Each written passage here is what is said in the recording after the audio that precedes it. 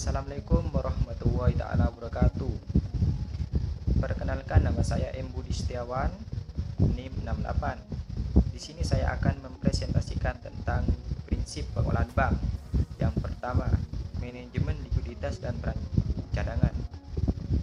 First, Eurobank dapat menangani arus keluar setoran yang terjadi ketika deposannya menarik uang tunai dari rekening giro atau berjangka, menulis cek atau secara elektronik mentransfer dana yang disimpan di bank lain. Yang kedua adalah manajemen aset. Untuk memaksimalkan keuntungannya, bank harus secara bersamaan mencari keuntungan tertinggi dari pinjaman dan surat berharga, mengurangi risiko, dan membuat penyisihan yang memadai untuk likuiditas dengan memegang aset. Yang ketiga adalah manajemen kecukupan modal. Bank harus membuat keputusan tentang berapa jumlah modal yang harus mereka pegang karena 3 alasan. Yang pertama, modal bank membantu mencegah kegagalan bank. Yang kedua, besarnya modal mempengaruhi return bagi pemilik bank. Yang ketiga, jumlah minimum modal bank yang sudah disyaratkan oleh otoritas pengatur. Yang keempat, modal bank membantu mencegah kegagalan bank. Alasan penting bagi bank untuk mempertahankan tingkat modal yang cukup. Bank mempertahankan modal bank untuk mengurangi kemungkinan bangkrut. Yang kelima adalah bagaimana jumlah modal bank mempengaruhi pengembalian kepada pemegang ekuitas. Yang paling dipedulikan oleh pemilik bank adalah berapa banyak yang diperoleh bank dari investasi ekuitas mereka. Informasi ini disediakan oleh ukuran dasar profitabilitas bank lainnya. Yang keenam, persyaratan modal bank. Bank juga memegang modal karena mereka diharuskan melakukannya oleh otoritas pengatur karena tingginya biaya memegang modal untuk alasan yang baru saja dijelaskan. Manajer bank seringkali ingin menahan modal bank yang lebih sedikit dibandingkan dengan aset daripada yang diminta oleh otoritas pengatur. Selanjutnya, saya akan menjelaskan tentang pengolahan risiko suku bunga, yaitu analisis kesenjangan dan durasi. Sensitivitas keuntungan bank terhadap perubahan suku bunga dapat diukur secara lebih langsung menggunakan analisis kesenjangan, di mana jumlah kewajiban yang sensitif terhadap suku bunga dikurangi jumlah aset yang sensitif terhadap tarif.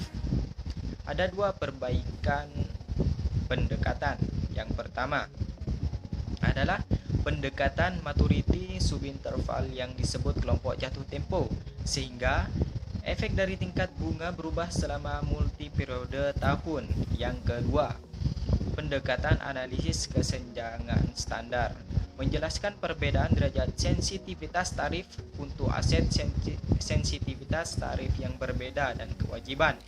Adapun metode alternatif untuk mengukur risiko bunga yang analisis durasi adalah memeriksa sensitivitas nilai pasar dan total aset kewajiban bank perubahan suku bunga. Selanjutnya saya akan menjelaskan tentang off balance sheet. Off balance sheet adalah akun aset atau kewajiban yang secara efektif mempengaruhi keuntungan bank tetapi tidak muncul di neraca bank. Yang pertama adalah penjualan pinjaman.